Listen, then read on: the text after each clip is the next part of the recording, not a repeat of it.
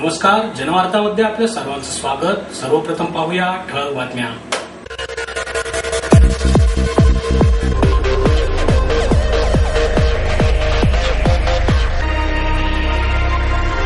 पुण्यातील महात्मा फुले मंडईला 125 वर्ष पूर्ण। माळढोक पक्षी बचाव मोहीम राबवण्याची मागणी आपण संसदेत करणार आहोत, खासदार गोपीनाथ मुंडे यांचं प्रतिपादन। ज्यावेळी ईश्वराचे अस्तित्व मी तंत्रज्ञानाच्या माध्यमातून सिद्ध करेन, त्याच वेळी मी खऱ्या अर्थाने महर्षी ठरेन, प्रसिद्ध संशोधक डॉक्टर विजय भटकर यांचं मत। पुण्यातील ऐतिहासिक महात्मा फुले मंडईला 125 वर्ष पूर्ण झाली आहेत। ब्रिटिशकालीन महात्मा फुले मंडई 125 वर्षांची झाली। पुण्याच्या या महात्मा फुले मंडईला मोठा ऐतिहासिक वारसा लाभला आहे। पुण्याची ही मंडई स्थापनेपासूनच स्वातंत्र्य लढा, संयुक्त महाराष्ट्र लढा, महत्त्वाचे सामाजिक आणि राजकीय कार्यक्रमांची साक्षीदार ठरली आहे। 20 मे 1857 रोजी पुणे नगरपालिकेची स्थापना झाली। त्यावेळीपासून 1882 पर्यंत शनिवार वाड्यासमोरच मंडई भरत असे। त्यावेळी 1876 मध्ये शहराच्या मध्यभागी मंडई मांडण्याचा विचार समोर आला। त्यानंतर 1882 पर्यंत या प्रश्नावर चर्चा सुरू होती। 4 डिसेंबर 1882 रोजी याविषयी नगरपालिकेसमोर ठरावही येणार होता। मात्र 1 डिसेंबर 1882 रोजी पुण्यातील रहिवाशांनी जाहीर सभा घेऊन या योजनेला विरोध केला। त्यावेळी या योजनेवर टीका देखील झाली होती। असे असले तरी नगरपालिकेला मंडई झाल्यास दरवर्षी 27 रुपये उत्पन्न मिळणार आहे। त्याप्रमाणेच हा पैसा नागरी हितासाठी खर्च करता येईल असे सांगण्यात आले होते। त्यावेळी झालेल्या विरोधानंतर डिसेंबर 1882 मध्ये मंडईचा ठराव पास झाला आणि 1885 मध्ये मंडईचे बांधकाम पूर्ण झाले। मंडईच्या बांधकामाला सुमारे 3.5 ते 4 लाख रुपये खर्च आला होता। मंडईचे वैशिष्ट्य म्हणजे मंडईमध्ये सुमारे 1400 गाळ्यांची व्यवस्था होती। त्याचप्रमाणे पुण्याची मंडई भारतातील सर्वात मोठी मंडई होती। आजही महात्मा फुले मंडई एवढे मार्केट देशात क्वचितच आढळते। 1885 मध्ये हे मार्केट बांधून तयार झाले होते।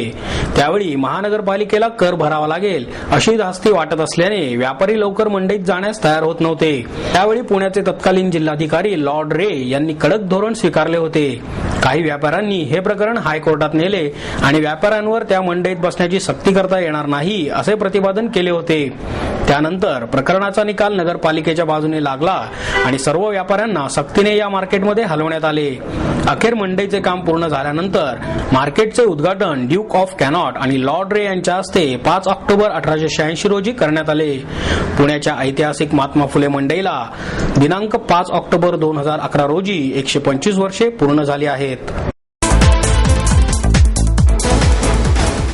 जुन्या बाजारातील समता बेकरीत लागलेल्या आगीमध्ये 17 वर्षीय कामगाराचा मृत्यू झाला तर 1 जण गंभीर जखमी झाला आहे।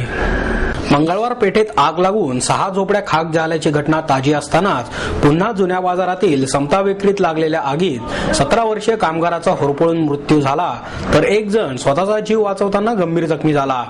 तळमजल्यावर असलेल्या बेकरीमध्ये लागलेली आग नागरिकांच्या मदतीने अग्निशामक दलाच्या जवानांनी आटोक्यात आणली। ही आग वेळीच आटोक्यात आणल्याने मोठा अनर्थ टळला। या भागातील नगरसेवक लक्ष्मण आरडे यांची ही बेकरी आहे। त्यांनी नवाजी हनीफ अन्सारी याला ही बेकरी चालवण्यासाठी दिली आहे। इब्राहिम अन्सारी हे या आगीत मृत्यू पावलेल्या युवकाचे नाव आहे, तर सुभाष ओमप्रकाश पटेल हा जखमी झाला आहे। त्याच्या पायाला मार लागला आहे। दुपारी 4:15च्या सुमारास जुना बाजार गाडीतळ या ठिकाणी समता बेकरीमध्ये शॉर्ट सर्किटमुळे अचानक आग लागली। एका इमारतीच्या तळघरात ही बेकरी आहे। 22 बाय 33 फुटाच्या बेकरीमधील बटारखान्याच्या बाहेर काउंटरजवळ अचानक आग लागली। काउंटरवर बसलेला इब्राहिम हा गुदमरून बेशुद्ध होऊन तिथेच पडला। आगीमुळे कामगारांची धावपळ उडाली। जीव वाचवण्यासाठी बेकरीतील अन्य कामगार जावेद अन्सारी, छोटू शहा, आरिफ अन्सारी, तुळशीराम गोवर, तरबेज अन्सारी आणि सुभाष पटेल यांनी बेकरी बाहेर उड्या मारून आपला जीव वाचवला। त्यावेळी या आगीमध्ये इब्राहिम हा अडकल्याचे कुणाच्याही लक्षात आले नाही। या आगीत होरपळलेल्या इब्राहिमला बाहेर काढून नागरिकांनी त्याच्यासह पटेलला जवळच्या खासगी रुग्णालयात उपचारासाठी दाखल केल्याची माहिती फरासखाना पोलीस ठाण्याचे पोलीस निरीक्षक आबासाहेब फुके यांनी दिली। नागरिकांनी अग्निशामक दलाला या घटनेची माहिती दिल्यानंतर नायडू हॉस्पिटल स्टेशनचे स्टेशन अधिकारी विजय भिल्लारे आणि सहाय्यक विभागीय अधिकारी रमेश गांगड हे पाण्याचा एक टँकर आणि 3 बंबांसह घटनास्थळी दाखल झाले। मालढोक पक्षी बचाव मोहीम राबवण्याची मागणी आपण संसदेत करणार आहोत असे प्रतिपादन खासदार गोपीनाथ मुंडे यांनी केले.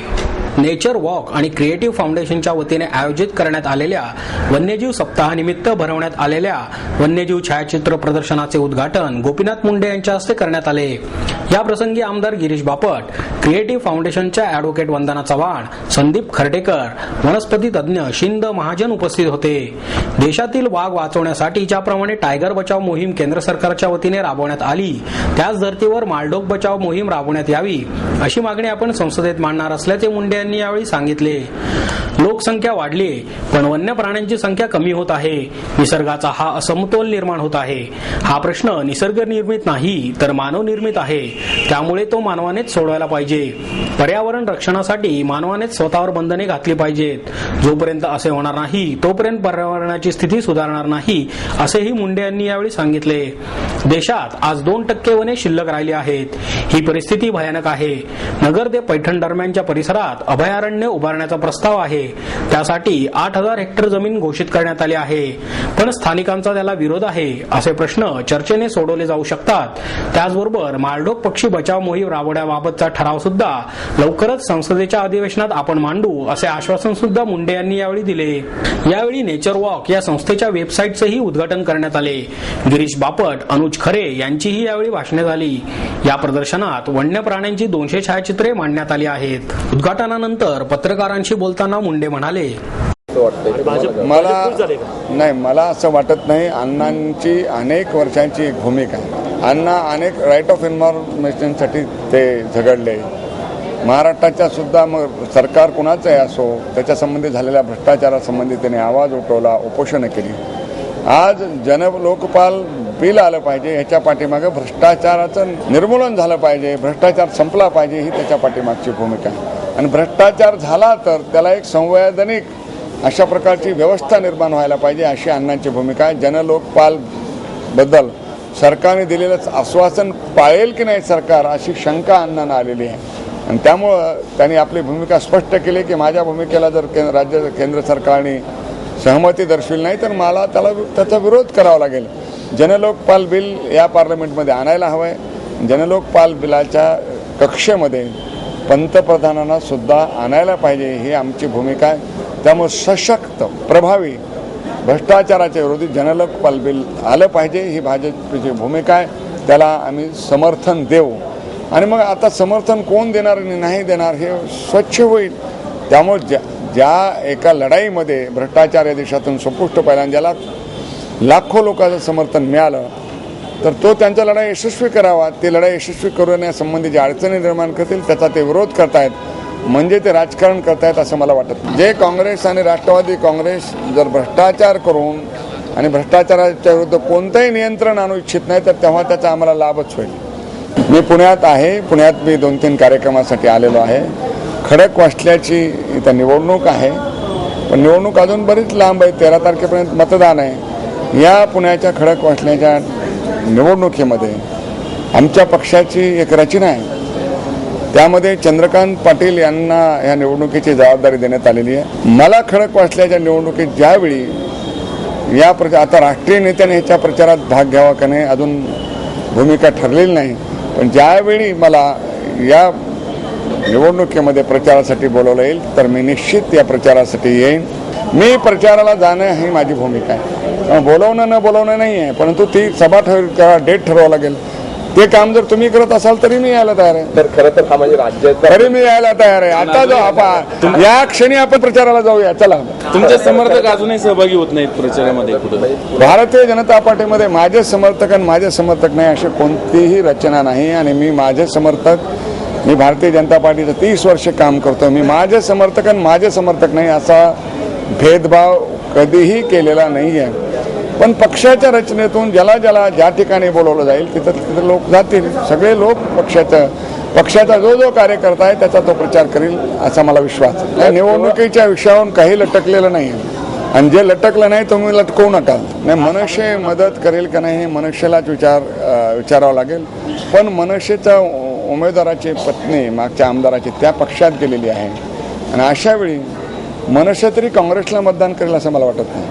अरे मग कोण उमेदवार आहे? तर तुमच्या म्हणजे मला ज्याला ज्याला काँग्रेस आणि राष्ट्रवादीचा उमेदवार पडावा असं वाटतं ते आम्हाला मदत करतील आणि आपला उमेदवाराची पत्नीला तिकडं पक्षातून घेऊन मनुष्यावर अशा प्रकारची वेळ राष्ट्रवादीने आणली तरी त्याला ते मत देतील असं मला वाटत नाही. ज्यावेळी मी ईश्वराचे अस्तित्व तंत्रज्ञानाच्या माध्यमातून सिद्ध करेन त्याचवेळी मी खऱ्या अर्थाने महर्षी ठरेन, असे मत प्रसिद्ध संशोधक डॉक्टर विजय भटकर यांनी व्यक्त केले. पुणे नवरात्र महोत्सवाच्या वतीने दरवर्षी दिला जाणाऱ्या महर्षी पुरस्काराने यंदा प्रसिद्ध संशोधक डॉक्टर विजय भटकर यांना त्रिपुराचे राज्यपाल डॉक्टर DY पाटील यांच्या हस्ते सन्मानित करण्यात आले. कार्यक्रमाचे अध्यक्षस्थान सहकार मंत्री हर्षवर्धन पाटील यांनी भूषवले. वनराईचे संस्थापक अध्यक्ष मोहन धारिया, आमदार उल्हास पवार, म्हाडाचे अध्यक्ष अंकुश काकडे, उद्योगपती शंकरदत्त महाशब्दे, महोत्सवाचे आयोजक आणि पालिकेचे विरोधी पक्षनेते आबा बागुल, महोत्सवाच्या अध्यक्षा जयश्री बागुल उपस्थित होत्या. डॉक्टर भटकर म्हणाले, लोकशाही ही मुळात पाश्चिमात्य संकल्पना आहे. आजही आपण या लोकशाही पद्धतीचे पूर्णपणे अनुकरण करू शकलेलो नाही. भारताचा विकास करण्यासाठी सर्व पक्षांनी एकत्र येऊन नियोजन करणे आवश्यक आहे. पण सध्याच्या राजकीय नेत्यांची वागण्याची पद्धत पाहिल्यावर आपली संस्कृती नेमकी काय असा प्रश्न पडतो.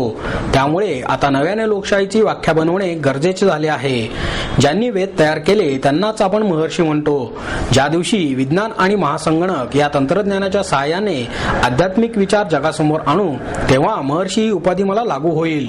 संगणक म्हणजे तंत्रज्ञान नव्हे तर तत्वज्ञान आहे. ज्यावेळी ईश्वराचे अस्तित्व मी तंत्रज्ञानाच्या माध्यमातून सिद्ध करेन त्याचवेळी मी खऱ्या अर्थाने महर्षी ठरेन. त्याचप्रमाणे भारतातील अध्यात्माचा आविष्कार आधुनिक तंत्रज्ञानाच्या सहाय्याने संपूर्ण जगासमोर येईल तेव्हाच भारत खऱ्या अर्थाने महासत्ता होईल, असंही डॉक्टर भटकर यांनी यावेळी सांगितले. यावेळी ज्येष्ठ शिक्षणतज्ञ प्रल गावडे, ग्राहक पेठेचे सूर्यकांत पाठक, प्रसिद्ध क्रिकेटपटू चंदू बोर्डे, शिल्पकार BR खेडकर यांची प्रमुख उपस्थिती होती. आर्य काकडे या 7 वर्षाच्या बालकाच्या तलवारबाजी प्रात्यक्षिकाने कार्यक्रमाची सुरुवात झाली. आबा बागुल यांनी प्रास्ताविक केले. कार्यक्रमाचे सूत्रसंचालन घनश्याम सावंत यांनी केले तर अमित बागुल यांनी उपस्थितांचे आभार मानले. नवरात्रानिमित्त प्रबोधन पुणेच्या वतीने घेण्यात आलेल्या उपवासाचे पदार्थ बनवा या स्पर्धेचा पारितोषिक वितरण समारंभ संपन्न झाला. या स्पर्धेत सुमारे 600 महिलांनी सहभाग नोंदवून आपली पाककला दाखवून दिली. स्पर्धेला मिळालेला प्रतिसाद पाहता मुख्य पारितोषिकांची संख्या 3 वरून 5 करावी लागली. उत्तेजनार्थ पारितोषिकासाठी 5 ऐवजी 15 महिलांची निवड करण्यात आल्याचे स्पर्धा संयोजक मिलिंद काची यांनी सांगितले. मंगल रसाळ यांनी बनवलेल्या चिक्कीने या स्पर्धेत बाजी मारत काश्मीर सहेलीचे पहिले पारितोषिक पटकावले. लता पवार यांच्या थाळीने द्वितीय क्रमांकाचे तर मंगला खाळे यांच्या जिलबीने तृतीय क्रमांकाचे पारितोषिक पटकावले. या स्पर्धकांना अनुक्रमे केरळ आणि गोव्याच्या सहलीची 2 तिकिटे देण्यात आली. वैशाली वागचौरे यांनी 3,333 रुपयांचे चौथे तर अनुसुया बनगे यांनी 2,222 रुपयांचे 5वे पारितोषिक पटकावले. सीमा काची आणि अश्विनी शिंदे यांच्या हस्ते या महिलांना पारितोषिके प्रदान करण्यात आले. बोंडल्याच्या कार्यक्रमानंतर लकी ड्रॉद्वारे 3 महिलांना पैठणीही देण्यात आली. नवरात्रीचे औचित्य साधून एकमेव मित्रमंडळाच्या वतीने लहान मुलांच्या मनोरंजनाच्या कार्यक्रमाचे आयोजन करण्यात आले. कर्वे रोडवरील एकमेव मित्रमंडळाचे हे 27वे वर्ष आहे. त्यामुळे मंडळाने दांडिया, बोंडला अशा पारंपरिक उपक्रमाचे आयोजन केले होते. तसेच लहान मुलांच्या नृत्याला महिलांनी आणि कार्यकर्त्यांनी भरघोस प्रतिसाद दिला. मंडळाचे संस्थापक अध्यक्ष प्रकाश पाष्टे यांच्या नेतृत्वाखाली मंडळ असे अनेक पारंपरिक उपक्रम राबवतात अशी माहिती यावेळी देण्यात आली.